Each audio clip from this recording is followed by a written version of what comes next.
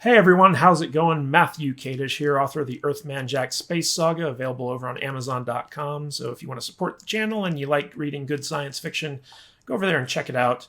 Today I'm coming at you with more real talk, and this time we're going to be covering everyone's favorite science fiction franchise, or used to be favorite science fiction franchise, Star Wars. Yes, indeed, there has been some major news coming out recently because of Disney's third quarter earnings call, where CEO Bob Iger got on the phone with investors and basically had to explain to them why Disney lost over $1 billion in potential profits to poor performance. And a lot of his excuses kind of skewed towards Star Wars underperforming.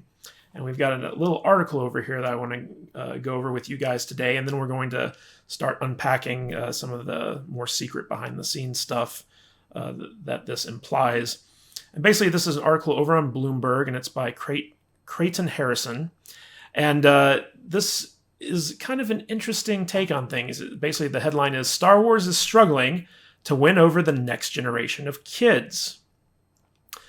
And as the article goes on, it says, it's hard to say this as someone who grew up pretending to be Han Solo, battling Darth Vader and his stormtroopers to rescue Princess Leia, but it must be said, kids might not be into Star Wars anymore. Walt Disney Company's underwhelming theme park attendance last quarter was the latest sign that the intergalactic saga isn't resonating for younger generations raised on Iron Man and Fortnite. Chief Executive Officer Bob Iger was so sure fans would be blasting through the door that he had instituted a reservation system for visitors to enter Star Wars Galaxy's Edge, the new attraction at Disneyland, and it turned out not to be necessary. Star Wars toy sales popped in 2015's The Force Awakens, the start of a trilogy that united Han, Luke, and Leia with a new band of heroes, but have slumped since. Solo, a Star Wars story, last year's spin-off featuring the backstory of beloved characters, ultimately bombed. The Last Jedi, the second in the new trilogy, was profitable, but fell shy of its predecessor's performance. The next installment, The Rise of Skywalker, will have the very future of the franchise riding on it as it debuts in December. There wasn't supposed to be such a disturbance in the Force. When Disney bought Lucasfilm Limited in 2012 for $4.05 billion, it already had a template for the intricate web of sequels and spin-offs it hoped to create around the Star Wars brand. Marvel Entertainment, acquired 3 years earlier, had rolled out a series of interrelated movies with characters who went on to join up in the blockbuster Avengers movie, then Disney's most successful ever. The films are supposed to combine with TV projects and the theme parks to create a virtuous cycle where fans get excited for each new iteration and can immerse themselves in the world of their heroes. There was every reason to believe Star Wars would have a similar path, with its endearing droids, otherworldly life forms, and minor characters like Lando Calrissian and Boba Fett, who inspired their own cult followings. Instead, some of the franchise's most dedicated fans have been sniping at the way Disney has handled their favorite characters from the old movies, and justifiably so, because Disney has handled these characters terribly. Anyway. And the new trilogy's heroes, like Rey and Poe Dameron, just haven't inspired the same fervor among young people, with toy sales falling flat around each new installment. The Disneyland attraction, along with a Star Wars Land opening at Disney World in Florida this year, are designed as much for older dudes as they are for tykes, with a Millennium Falcon themed ride and a cantina where you can debate whether Greedo shot first over vodka cocktails called Bloody Rancors. Iger has attributed disappointing box office figures to Star Wars fatigue, and he's pledged to slow down the tempo of releases. But that doesn't square with the success of Marvel, which reliably churns out a blockbuster every 4 to 6 months. Some people delayed their visits to Star Wars Galaxy's Edge because they thought it'd be overwhelmed by tourists when it opened, Iger said Tuesday, channeling Yogi Berra. In other words, nobody goes there anymore. It's too crowded. All right, so I'll have a link to this article in the description of this video if you guys want to check it out for yourselves. But let's unpack this a little bit. So, because Star Wars Galaxy's Edge has been underperforming, people are kind of starting to draw parallels between the lack of excitement surrounding new Star Wars stuff. Like, there's very little hype around Episode 9. The releases of future Star Wars movies have been slowed down. Solo underperformed massively at the box office. Toy sales have been declining and been fairly stagnant. So there's a lot of warning signs out there that the Star Wars brand is suffering. And I think that the people over at Disney and Lucasfilm have been making excuses for this, but it's getting harder and harder for them to ignore the fact that they done messed up. So how did they mess up? What have they been doing that's been causing this decline? And the biggest thing that I can think of when it comes to what Disney has done in mismanaging Star Wars is that they've forgotten who their audience is. Now, I'm a big proponent of storytelling and writing for a particular audience. And if you do not cater to your audience, you are doing so at your peril, especially if you are relying on your art in order to make lots of money. Because in order for art to make money, it has to appeal to a segment of the population, a segment of the audience that's willing to shell money out for that stuff. And Star Wars has been the brand, the franchise, since the early 80s in terms of toy sales, in terms of lunchboxes, backpacks, clothing.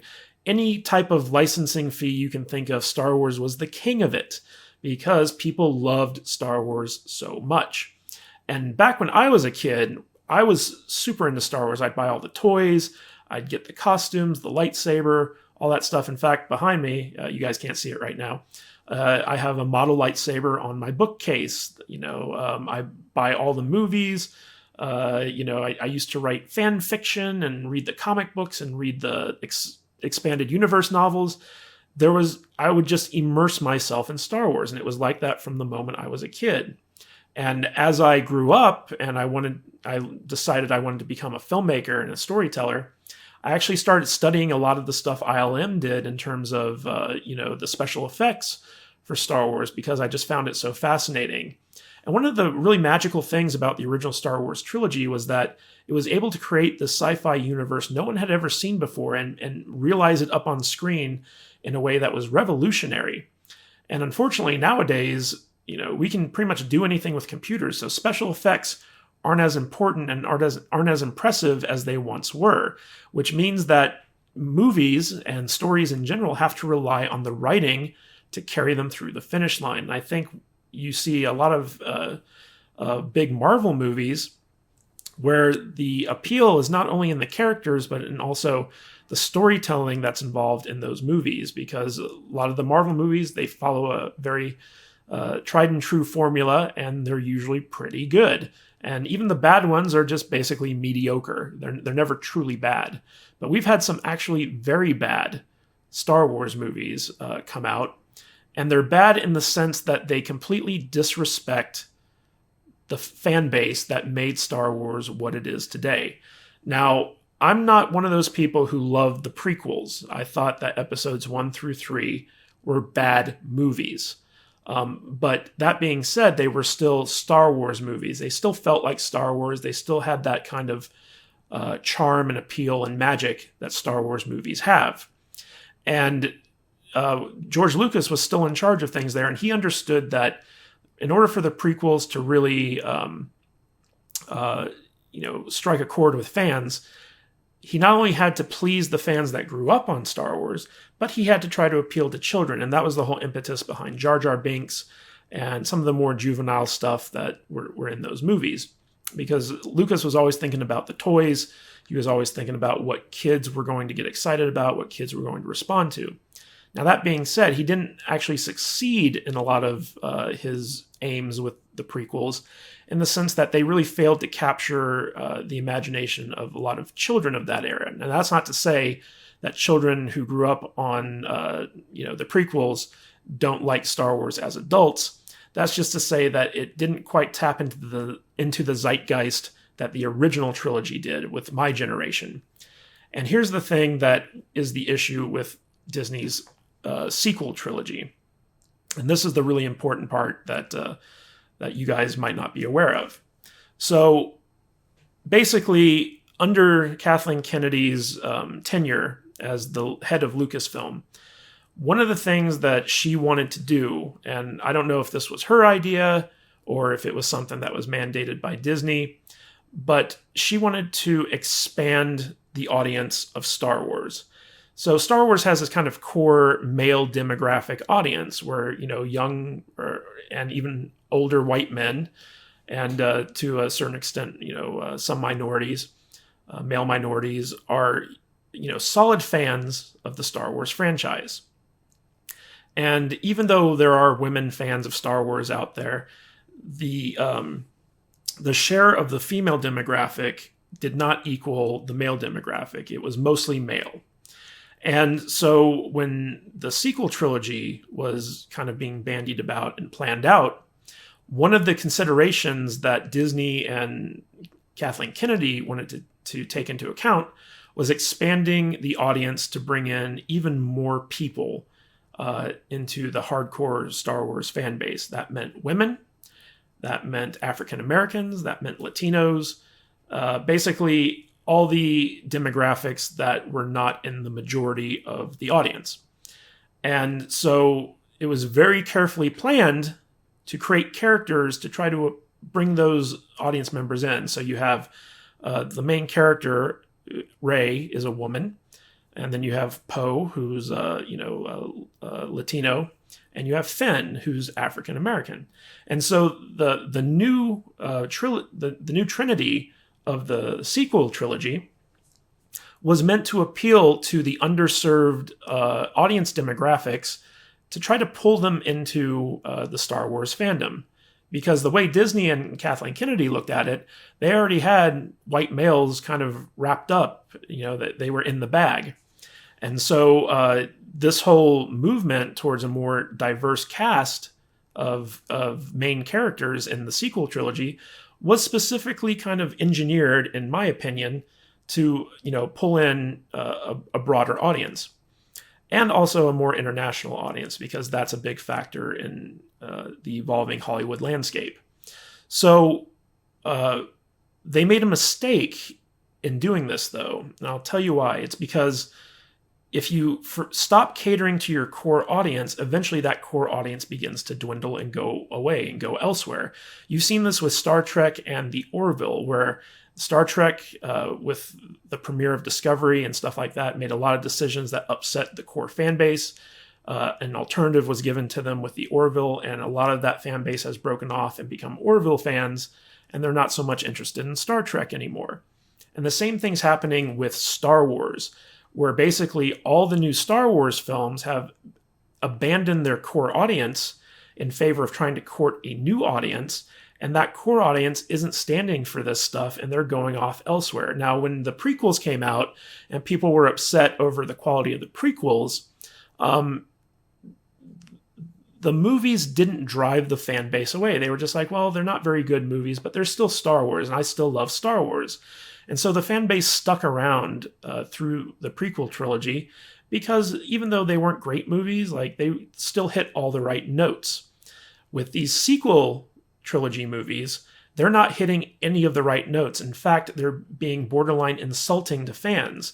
The way that they've treated legacy characters, which are characters that my generation and a lot of the hardcore original trilogy generation grew up with, has been really disrespectful. The Luke Skywalker that we got in The Last Jedi was nothing like the Luke Skywalker that we all grew up loving. And here's another issue in terms of toy sales. Now, I think it's not very controversial to say that men and women prefer different things.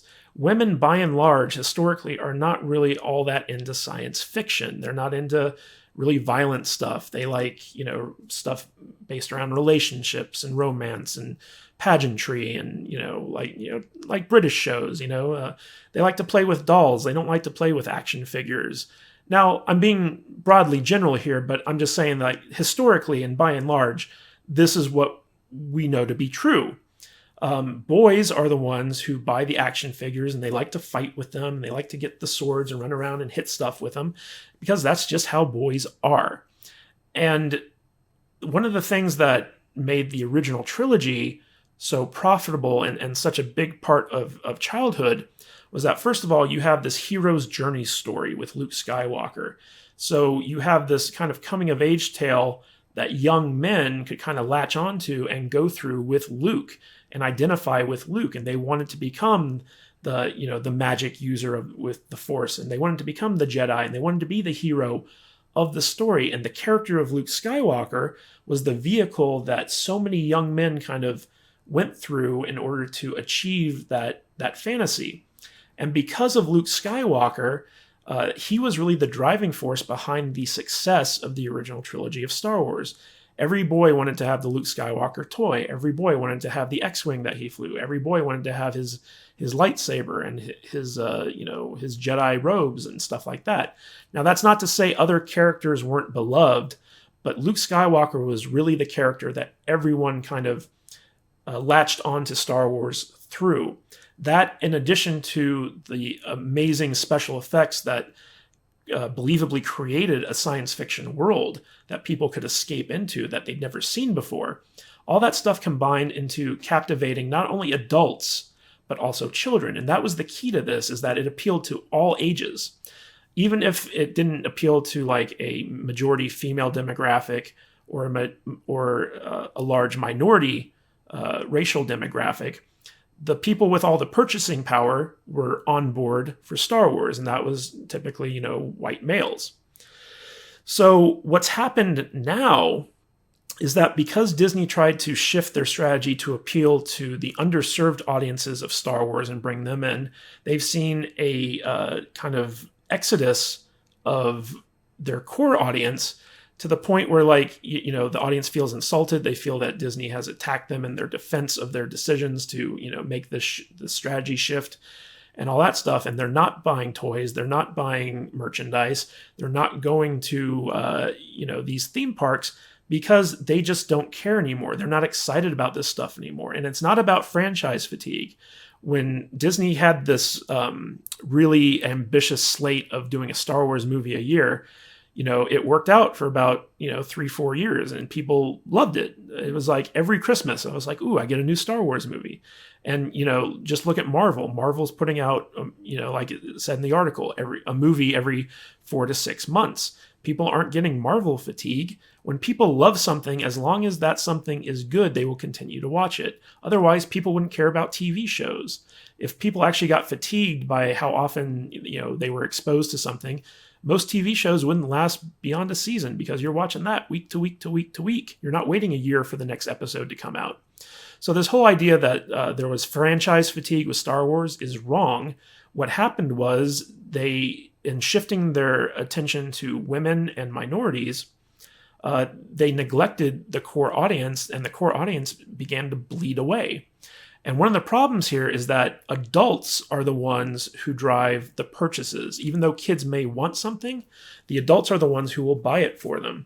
So for instance, all the adult fans, fans who are adults now, were fans when they were kids. So like the child fans from the 80s for Star Wars have grown up and matured, and now they're making money and they have disposable income and they have children. And the question is why isn't Star Wars appealing to kids? And a lot of the reason it's not appealing to kids is because the adults don't like it anymore, and they're not exposing their children to it. They're not taking their children to these movies. They're not, buying their children these toys. And they're not taking their children to these theme parks because it no longer appeals to them. And if Disney really wanted to right the ship, what they would do is they would start focusing back on giving the core audience what they want. Little boys don't want to play with a female action figure, okay? They don't identify with Rey. They need a male Jedi that they want to be, like Luke Skywalker. And, for us adults who grew up watching Luke Skywalker and wanting to be Luke Skywalker, to see what they did to him in The Last Jedi, it's almost like, oh my God, they made me, my escapist fantasy character. They made that character that I identified with, a bitter loser who, ends up, just failing in the end and wanting to kill his own nephew. It's like, that's something that's personal. That's something that strikes at the heart of a lot of fandom.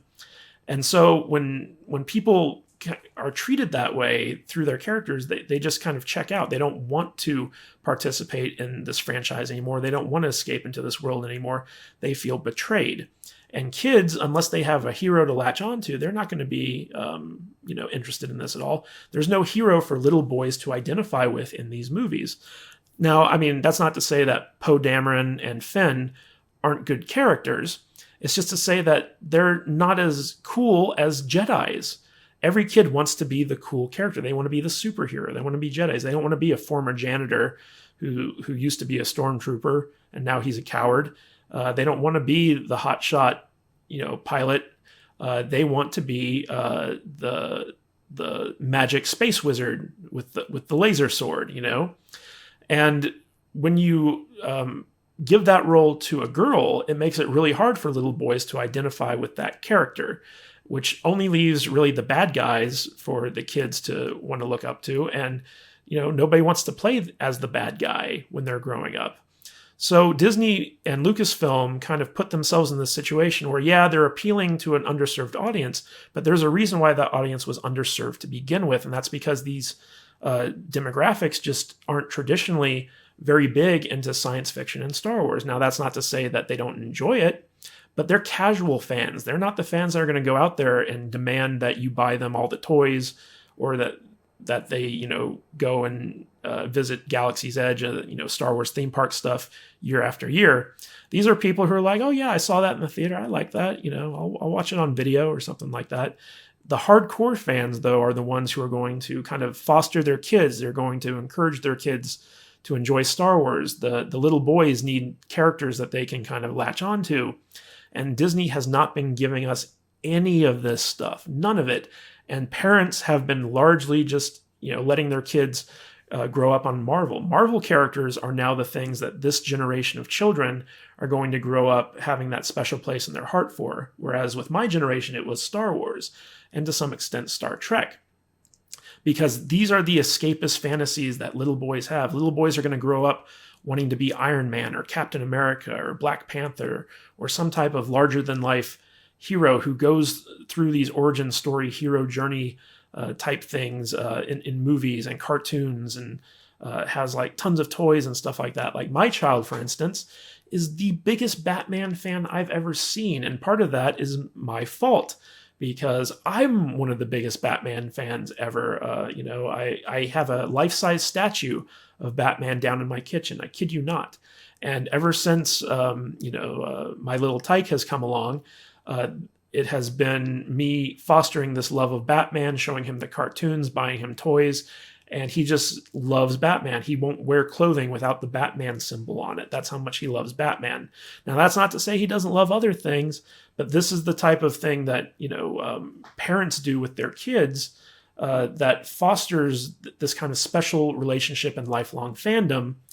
And Star Wars has gotten away from that. They've alienated the adults, the original fans who are now grown, and they basically said, we don't want you anymore. We're trying to get these other people into the franchise. And these other people historically just don't care about the franchise. And the people who do care about the franchise are being brushed off and ignored. And this is the big reason why Disney is failing, is because of this shift in strategy and because they keep making excuses for why all this stuff is failing.